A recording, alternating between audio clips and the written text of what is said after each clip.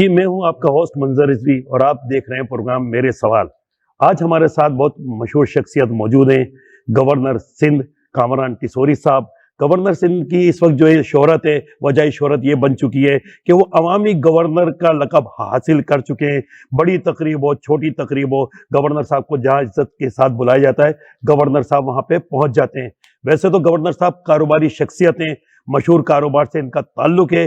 Governorship کیسے ملی، سیاست میں کیسے آئے، آئیے ان سے جانتے ہیں۔ السلام علیکم گورنر صاحب۔ جی وعلیکم السلام۔ جی گورنر صاحب کیسے ہیں آپ، خیریت سے ہیں؟ الحمدللہ۔ اچھا گورنر صاحب، آپ تو کاروباری شخصیت تھے، والد کا بھی ظاہری ایک بزنس تھا، آپ کا مشہور نام تھا۔ سیاست میں کب آنے کا سوچا اور کتنے سال ہو گئے، اور آنے کے بعد آپ ماشاءاللہ بڑے عہدے پہ آ گئے، تو یہ بتائیں کہ یہاں تک کہ جد و جہد کا احوال بتائیے کہ کس طرح سے شروع ہے، اور شروع میں جو آپ اس میں آئے سیاست میں کیا وجہ تھی؟ بسم اللہ الرحمن الرحیم۔ حالانکہ میں تو یہ ایکسپیکٹ کر رہا تھا کہ ہم بات چیت کریں اس شہر اور اس شہریوں کے مسائل کی، کیونکہ لوگ اب میرے خیال سے وہ کچھ سننا چاہتے ہیں جو ان کے دل کی آواز ہے، اور میں سمجھتا ہوں کہ آپ نے سوال کیا ہے تو میں بتا بھی دوں گا۔ لیکن جو اس وقت 75 سال گزرنے کے بعد اس شہر کی حالت ہو گئی، اس پاکستان کی، لوگ غریب ہو گئے اور لوگوں کے جو مسائل ہیں ان کو کوئی حل کرنے والا مسیحا ان کو آج تک 75 سالوں میں نہیں ملا۔ تو اس پر بھی بات کرتے ہیں۔ بہرحال ایک ایسا واقعہ جو میرے خاندان کے ساتھ اور میرے ساتھ پیش آیا، ایک شخص جسے لوگ یہاں ذوالفقار مرزا کے نام سے جانتے ہیں، 2008 میں جیسے ہی ان کو حکومت میں شامل کیا گیا تو انہوں نے مجھ پر 3 کیسز بنائے، ایک موٹر سائیکل چوری کا، ایک موبائل فون چوری کا، اور تیسرا پولیس مقابلے کا۔ اور یہ اس شخص پر بنائے جو 3 دفعہ businessman of the year,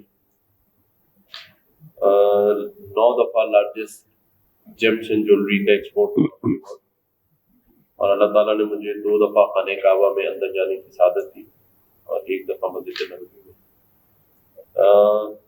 Masjid Nabawi کے کی ہولڈر اور خانہ کعبہ کے جو کی ہولڈر شفیع صاحب، ان دونوں ہی نے میرے یہاں کراچی میں آ کے مجھے یہ اعزاز حاصل ہے کہ میرے گھر پر نماز پڑھائی مغرب۔ اس شخص کے اوپر انہوں نے موٹر سائیکل اور موبائل فون چوری کے کیس بنائے اور مجھے گرفتار کر کے کوئی 15 دن بند واٹ میں رکھا، اور 15 دن تک میں نے نہ سورج دیکھا تھا اور نہ ہی کسی کی شکل دیکھی تھی۔ وہ چھوٹا سا ایک دروازہ ڈبل ڈور تھا، اس میں سے کھانا اندر ڈال کے بند کر دیا۔ تو اس وقت پھر کیونکہ مرحوم پیر پگاڑا صاحب سے میرا بہت تعلق تھا، اب جو موجودہ پیر پگاڑا ہیں ان سے بھی بہت فیملی کے اور قریبی تعلق تھے۔ جب میں ان سے ملا تو یہ ساری بات بتائی تو انہوں نے کہا کہ دیکھیں، اس ملک میں جب تک آپ کا سیاست میں حصہ نہیں ہوگا تو آپ تجارت نہیں کر سکتے، اس لیے کہ اگر آپ اس پاکستان جیسے ماحول میں، خاص طور پہ کراچی اور سندھ کی سیاست میں، جو بڑا بزنس کرنے کا سوچتا ہے اس کو چھوٹا کر دیا جاتا ہے۔ تو بس وہی وجہ بنی کہ میں نے پیر صاحب پگاڑا کو جوائن کیا، اور اس کے بعد پھر 2018 میں فاروق ستار بھائی کو جب وہ کنوینئر پاکستان ایم کیو تھے، تو یہ وجہ بنی کہ ایک حادثہ تھا، خاندان نے بڑا سفر کیا، میری مسز پریگننٹ تھی، اور ہمارے گھر پہ میرے خاندان میں ماموں بہن بھائی کسی کے گھر کو نہیں چھوڑا تھا۔ یہی راؤنڈ وار جو آج مختلف کیسوں میں عدالتوں میں جا رہا ہے، یہ خود چھاپے مارتا تھا، اور آج اللہ کا نظام دیکھیں کہ خود پیپلز پارٹی کو یہ ریئلائز ہوا کہ دونوں ہی کے کرتوت ان کے اچھے نہیں تھے، تو آج نہ پیپلز پارٹی ذوالفقار مرزا کو اون کرتی ہے اور نہ ہی راؤنڈ وار جیسے شخص کو اون کرتی ہے۔ تو انہوں نے بھی پیپلز پارٹی کے نام کو خراب کرنے کی پوری کوشش کی، لیکن اس ایک حادثے کی وجہ سے آج یہاں میں آپ کے سامنے اس صوبے کا خادم بن کے بیٹھا ہوں۔ اچھا گورنر صاحب، 75 سال سے زیادہ ہو گیا پاکستان کو بنے ہوئے، اب یہ بتائیں انتقامی سیاست کا بھی لفظ یوز کیا جا رہا ہے۔ ابھی آپ جیسے زمان پارک میں कल इमरान खान को जमानत मिल गई, लेकिन लोगों की राय है कि अभी वहां पे तोड़ फोड़ हो रही है। तो हम इंतकामी सियासत का खात्मा सियासतदान करना नहीं चाहते हैं, कोई और कुव्वत, मतलब हम जब भी होते हैं हमारे अंदर इंतकाम की आग जो है वो भरी रहती है, बस जैसे जो हुकूमत से चला जाता है फिर उसके खिलाफ शुरू हो जाती है। यही तरीका जब साबिक वजीर आजम थे इमरान खान, उनका भी तरीका तकरीबन यही था, मुखालफिन को जेल में डालना। मरियम नवाज उस वक्त अंदर हुई, और भी दूसरे, शहबाज शरीफ साहब अंदर हुए, आसिफ अली जरदारी साहब अरेस्ट हुए, फरियाल तालपुर जो उनकी सिस्टर है पहली दफा वो भी अरेस्ट हुई, उनको भी रात को यहाँ से इस्लाम। ये सिलसिला कहाँ जाके रुकेगा? क्या हमारी सियासतदान कभी नहीं सोचेंगे कि इस तरह की से पूरा मुल्क भी बदनाम होता है? दुनिया में डेमोक्रेसी है, बराबर में इंडिया है, वहाँ हालात बेहतर है, और भी दूसरे ममालिक हैं, लेकिन हमने कोई सबक हासिल नहीं करते, हम इसी तरह चलते रहेंगे। आपने ठीक कहा कि जो सिलसिला इस वक्त सियासत का, ये इंतकामी कार्रवाइयों का पिछले कई दहाइयों से पाकिस्तान में ये अमल जारी है, और जब इमरान खान खुद वज़ीर आज़म था तो उसके दौर में भी ये सब कुछ होता रहा है, ये कोई नई बात नहीं है। लेकिन देखना ये है कि इसका फ़ायदा किसको पहुंच रहा है और इसका नुकसान किसको है। इसका नुकसान पाकिस्तान को है, पाकिस्तानी मईशत को है और पाकिस्तानी अवाम को है, और इसका फ़ायदा हमारे पड़ोसी मुल्क हिंदुस्तान को है, क्योंकि वो ये हंस रहा है कि इसे तो हमसे जंग करने के लिए तैयार किया गया था, आज ये खुद अपने ही मुल्क में आपस में ही जंग कर रहे हैं। तो ये सभी बड़ों को सोचना होगा, जो लीडरान हैं, कि वो पाकिस्तान को किस सिमत लेके जा रहे हैं, बर्बादी की तरफ लेके जा रहे हैं या खुशहाली की तरफ लेके जा रहे हैं। और अगर ये जो लीडरान हैं इनको ही इस बात का तकर्रुर नहीं है कि ये पाकिस्तान को किस सिमत ले जाए, तो फिर जो अवाम है वो किसकी तरफ देखेगी। और यही वजह है कि जब लीडरशिप नहीं है तो अवाम भी अपने अपने हालात और मामलात को देखते हुए अपनी सिमत का तयन कर रही है। इसलिए पाकिस्तान में लोग टैक्स नहीं देते, बिजली के बिल नहीं भरते और लॉ एंड ऑर्डर को फॉलो नहीं करते, क्योंकि लीडरशिप इन सब चीज़ों को फॉलो नहीं करती। देखें, पाकिस्तान की अवाम जहाँ मासूम है वहाँ जज्बाती भी है। इसी इमरान खान ने 1 करोड़ नौकरियों और 50 लाख घरों का वादा करके उनके जज्बात से खेला।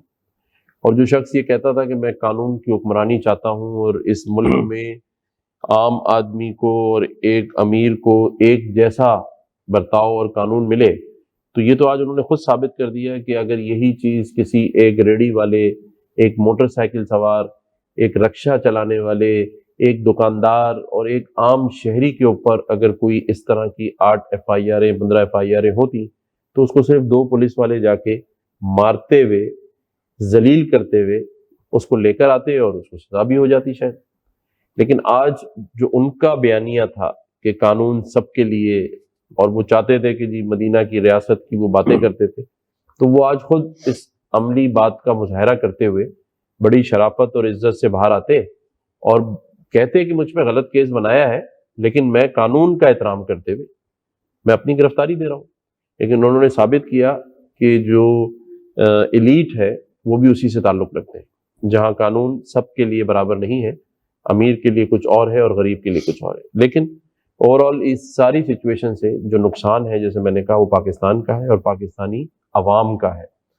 अब हमने देखना है कि हम इस गुमान में एक दायरे के गिर्द ही घूमे जा रहे हैं 75 सालों से, और इस बात पर खुश हैं कि शायद हम किसी सिमत पहुंच रहे हैं।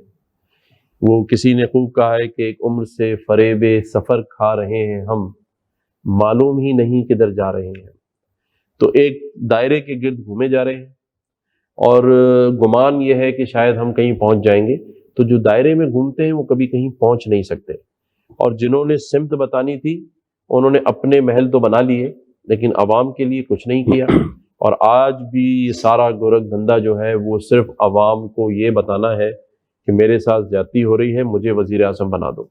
और वो हर एक के साथ ये अलमिया है।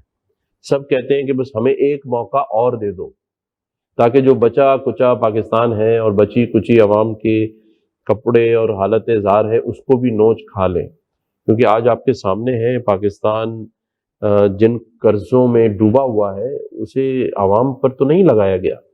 अगर वो पैसा लेके आप इन पर लगा देते, लगाने का मकसद था कि पाकिस्तान में अच्छे रोड, रास्ते, بہت زبردست قسم کے تعلیمی ادارے اور بہت ہی اعلیٰ قسم کی اگر ہیلتھ کی سہولیات عوام کو میسر ہوتی اور مفت ہوتی تو پھر یہ عوام 300 روپے پیٹرول کی مد میں IMF کا قرضہ اتارتی کہ جی ٹھیک ہے حکومتوں نے ہمارے لیے لیا تھا اور آج ہم اور ہمارے بچے اس کو انجوائے کر رہے ہیں، لیکن وہ قرضہ نہ عوام پر لگا، ہاں لیکن اتارنے کا جو فرض ہے وہ اب عوام پر ہے، وہ بجلی کے بلوں کی صورت میں، پانی کے بلوں کی صورت میں اور پیٹرول کی مد میں مہنگائی کو افورڈ کرتے ہوئے ان وڈیروں، جاگیرداروں اور ان صنعت کاروں نے جنہوں نے اس ملک سے اربوں اور کھربوں کمائے، ان کا قرض اب اس عوام نے اتارنا ہے اور جو وہ اتار رہی ہے، بس یہ ہے۔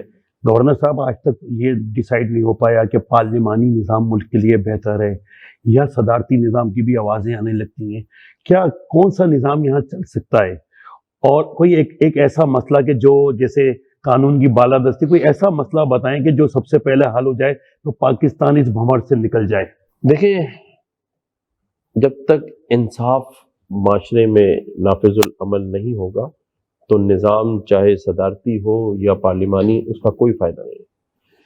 آج آپ سب کچھ بن چکے ہیں، اچھے ڈاکٹر، انجینئر، اچھے صحافی، اچھے پارلیمنٹیرین، لیکن اچھا انسان نہیں بنے۔ اس ملک کو اچھے انسانوں کی ضرورت ہے، اس ملک کو ان کردار والے لوگوں کی ضرورت ہے جنہیں احساس ہو کہ انہیں اپنی اس عوام کا خیال کیسے رکھنا، اس ملک میں رہنے والے لوگوں کا خیال کیسے رکھنا۔ اس ملک میں کسی کے دل میں یہ احساس نہیں ہے کہ وہ اپنی گاڑی میں چلتے ہوئے روڈ پر پڑے موٹر سائیکل سوار جو بیوی بچے سمیت روڈ پہ پڑا ہے اور خون بھی نکل رہا ہے، زخمی بھی ہے، کوئی اس کو اٹھانے والا نہیں ہے۔ اس ملک میں، اس شہر میں کوئی کسی غریب کی مدد کرنے کو تیار نہیں ہے۔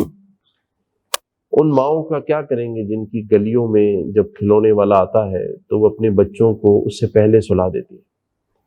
ان ماؤں کا آپ کیا کریں گے جو اس ڈر سے کہ سحری میں کھانے کے لیے کچھ نہیں ہے تو بچوں کو دیر سے اٹھا کے کہتے ہیں کہ سحری کا ٹائم گزر گیا، اب بغیر سحری کے ہی روزہ رکھ لیں۔ آپ اس آدمی کے زندگی کو کیسے چینج کریں گے جو داماد والا ہے، بیٹیوں والا ہے اور اس کی تنخواہ صرف 25,000 روپے ہے؟ اور ایک طرف آپ حال دیکھیں کہ بڑے بڑے محل ہیں، اربوں روپے کی گاڑیاں ہیں، ہزاروں ملازمین ہیں اور ایک کنگڈم ہے اور نظام ہر چیز کا دوہرا ہے۔ اگر آپ تعلیمی نظام دیکھ لیں تو یہیں کراچی میں ایک گرامر اسکول ہے جس کے باہر بچوں کو لینے اربوں روپے کی گاڑیاں آتی ہیں اور نینیز آتی ہیں اور خانسامہ ڈرائیور سب آتے ہیں کہ بچے باہر نکلے تو کھانا بھی پیش کیا جائے۔ اور اس کے جسٹ روڈ پار کر کے شیریں جناح کالونی ہے، اس میں ایک بچہ جو کرائے والی سوزوکی ہوتا ہے اس میں بکروں کی طرح بھر کے لایا جاتا ہے، 12-15 بچے نکلتے ہیں اس میں سے اور اٹھا کے رکھ دیے جاتے ہیں اور بعد میں اٹھا کے گاڑی میں واپس لے جاتے ہیں۔ تو یہ نظام کیسے چلتا ہے کہ ایک طرف ایک معیار اور دوسری طرف دوسرا معیار؟ ایک طرف ساؤتھ سٹی ہاسپٹل ہے جہاں ہر چیز ڈسپوزیبل ہے، ہر مریض کے بعد بیڈ شیٹ بدل دی جاتی ہے اور بڑی بڑی خوشبوؤں کے اور اسپرے کیے جاتے ہیں، اور ایک طرف وہ ہاسپٹل ہے کہ جہاں سرنج بھی دھو کے استعمال کی جاتی ہے۔ تو یہ ہے نا اس ملک میں، اور ہم سب دیکھ رہے ہیں اور 75 سالوں سے دیکھ رہے ہیں اور خاموش ہیں۔ اور آج آپ دیکھیں کہ اسی پاکستان کی حالت یہ ہو گئی کہ جسے بنگالی کہا کرتے تھے، ٹکے کا کہا کرتے تھے، آج وہ $97 بلین کے ریزروز کے ساتھ اپنے ملک کی کفالت کر رہا ہے۔ اور یہ پاکستان جو اس کو علیحدہ کر کے کہتا تھا کہ آزادی لے لی اور دے دی، آج وہ $1 اور $2 بلین کے لیے دنیا میں رسوا ہو رہا ہے اور ہاتھ پھیلا رہا ہے۔ تو یہ سب کس کا، کون ذمہ دار ہے اس کا؟ کون لوگ ہیں جنہوں نے اس پاکستان کی معیشت کو جیسے مٹھی میں سے ریت نکلتی ہے نکال دیا؟ اور آج تک کوئی یہ ماننے کو تیار نہیں ہے کہ غلطی میری ہے۔ آج بھی ایک دوسرے کو ٹھیک کر رہے ہیں، آج بھی کوئی اپنے آپ کو ٹھیک کرنے کو تیار نہیں ہے اور اپنے ملک کو ٹھیک کرنے کے لیے تیار نہیں ہے۔ آج بھی آپ جب چینلز پہ دیکھیں گے تو یہی نہیں پتہ چلتا کہ یہ اپوزیشن میں ہے یا حکومت میں ہے، کیونکہ دونوں ایک جیسی باتیں کر رہے ہیں اور لگ ایسا رہا ہے بلکہ یہ تو میں سمجھتا ہوں جو سامعین اور ناظرین ہیں وہ بیچارے دعائیں کرتے ہیں کہ آپس میں نہ لڑیں، لیکن وہ صرف ایک ڈرامہ ہے، ایک ڈھکوسلہ ہے، اور لوگوں کے ساتھ جذبات سے کھیلنے کا۔ حالت تبھی بدل سکتی ہے جب آپ اور ہم یہ ٹھان لیں، اس خاموشی کو توڑ دیں کہ نہیں، کچھ کرنا ہے، اس وطن کے لیے کچھ کرنا ہے۔ تو جس طرح ہم اپنے گھر کے ڈرائنگ روم کو صاف ستھرا رکھتے ہیں، اسی طرح اگر ہم اپنے شہر کو، اپنی گلیوں کو، اپنے چوراہوں کو صاف کروائیں اور یہ مان لیں کہ کوئی مسیحا نہیں آئے گا، ہم سبھی کو ایک دوسرے کا مسیحا بننا ہے، تب جا کے حالات بدل سکتے ہیں، ورنہ تو 75 سال سے نیچے کی طرف ہی جا رہے ہیں، ڈکلائن ہے، آگے بھی شاید ایسا ہی کچھ نظر آ رہا ہے۔ تو گورنر صاحب یہ بتائیں، الیکشن کب دیکھ رہے ہیں؟ اس سال الیکشن ہو رہے ہیں یا ڈیلے ہو جائیں گے؟ کیا آپ کو حالات اور واقعات بتا رہے ہیں کہ الیکشن کب ہوں گے؟ کچھ تیار ایم کیو ایم نے اس حوالے سے کیسی تیاری کری ہوئی ہے؟ اور دیکھیں، آئین اور قانون کے مطابق جب ہونے ہو جائے، لیکن میرا یہ ماننا ہے کہ ایک اور الیکشن بھی ہو جائے گا تو کیا ہو جائے گا؟ کیا تقدیر بدل جائے گی؟ یہ جو باتیں میں نے کی ہیں کیا وہ اس الیکشن کے بعد ٹھیک ہو جائیں گی؟ تو اگر ایسا ہے تو پھر کل ہی کرائیں الیکشن۔ اچھا گورنر صاحب یہ بتائیں، آپ ایم کیو ایم میں آئے، پھر آپ ایم کیو ایم سے چلے گئے، پھر آپ واپس آئے اور گورنر بن گئے، جادو کا بہت سسٹم چل رہا ہے، آپ کو معلوم ہے جادو، تو کون سی جادو کی چھڑی ہے کہ آپ اچانک گورنر بن گئے؟ یہ مان لیں کہ میں بنی گالا کی گلیوں سے جا کے کوئی جادو نہیں لایا، اللہ تعالیٰ کا نظام ہے، مرتبہ اللہ کی طرف سے ملتا ہے، اور میرا یہ فرم بلیو ہے کہ مقدر جو ہے پیدا ہونے سے پہلے لکھا جاتا ہے، لیکن میری کوشش ہے کہ اب بننے کے بعد وہ کام کروں کہ لوگوں کے دلوں میں اتروں، کوئی ایسا کام نہ کروں کہ لوگوں کے دلوں سے اتر جاؤں۔ تو دلوں میں اترنے کے لیے کوشش ہے، آپ بھی ساتھ دیجئے، انشاءاللہ آگے بڑھیں گے۔ اچھا گورنر صاحب، کراچی کے اہم مسائل اور اس حوالے سے آپ نے کیا پلان ترتیب دیا، کس طرح وہ حل کیے جائیں گے؟ دیکھیں، یہاں آنے کے بعد 3 چیزوں پر بڑا فوکس ہے ہمارا۔ ایک تو کلین اور گرین کراچی اور صوبہ، ہیلتھ کا نظام سبھی کے لیے برابر ہو پورے سندھ میں اور خاص طور پہ کراچی میں، اور تعلیم کا نظام بھی اسی طرح سے یکساں ہو جس کے اندر ہم سبھی کے لیے وہ مواقع فراہم کر سکیں جو ہر ایک کے جو دامن میں خوشیاں آئیں۔ لیکن بہت مشکل کام ہے اور مشکل لگتا ہے، لیکن یہاں بیٹھ کے ایک اور چیز کا احساس ہوا کہ اگر آپ کو کسی کے لیے کام کرنا ہے تو اس کے لیے اختیار کی نہیں، کردار کی ضرورت ہے، ارادے اور نیت کی ضرورت ہے۔ ایم کیو ایم کا کیا فیوچر دیکھ رہے ہیں آپ؟ دیکھیں، میں کیونکہ ایسے منصب پر ہوں کہ میں کسی بھی سیاسی جماعت کے لیے کوئی بات کہنا مناسب نہیں سمجھتا۔ میرا سبھی سیاسی جماعتوں کے لیے نیک تمناؤں کا خیال ہے کہ اللہ تعالیٰ سبھی کو ان نیک مقصد میں، جیسے اگر وہ اس ملک میں، اس صوبے میں اور اپنے شہر میں لوگوں کی خدمت کرنا چاہتے ہیں تو اللہ تعالیٰ ان سب کو کامیابی دے۔ سب ایک ہو گئے، آفاق احمد مہاجر قومی موومنٹ کے چیئرمین، وہ نہیں آ سکے، کیا وہ شامل نہ ہو سکے؟ آپ نے ملاقات بھی کری، بڑی تفصیلی ملاقات ہوئی آپ کی ان سے، پھر بھی وہ نہیں آ سکے، تو کیا؟ نہیں، میں نے تو ان کو کوئی آفر نہیں کی آنے کی، میرا ان سے دیرینہ تعلق ہے، ہم جیل کے ساتھی بھی ہیں، اور آفاق بھائی زبردست آدمی ہیں، جب بھی ان کے ساتھ بیٹھیں اور جب میرا دل چاہے گا، اس دن بھی میں نے ان سے کہا کہ آپ حلیم کھلائیے گا، تو انہوں نے بڑا اچھا حلیم کھلایا، اور انشاءاللہ آئندہ بھی جب حلیم کھانے کا دل ہوا تو آفاق بھائی کے پاس ضرور جائیں گے۔ آپ پہلی دفعہ ہمارے چینل پہ آئے تھے، کوئی پیغام دینا چاہیں عوام کو، کیا پیغام دیں گے؟ ماشاءاللہ جی، آپ اور آپ کی ٹیم بہت زبردست کام کر رہے ہیں، اور اسی طرح سے ملک اور قوم کی خدمت کرتے رہیں، اور اس میڈیا چینل میں شامل ہوں جو اس پاکستان کی خاطر اور اپنے اس وطن کی خاطر کچھ نہ کچھ کر کے دکھائیں۔ بہت شکریہ گورنر صاحب۔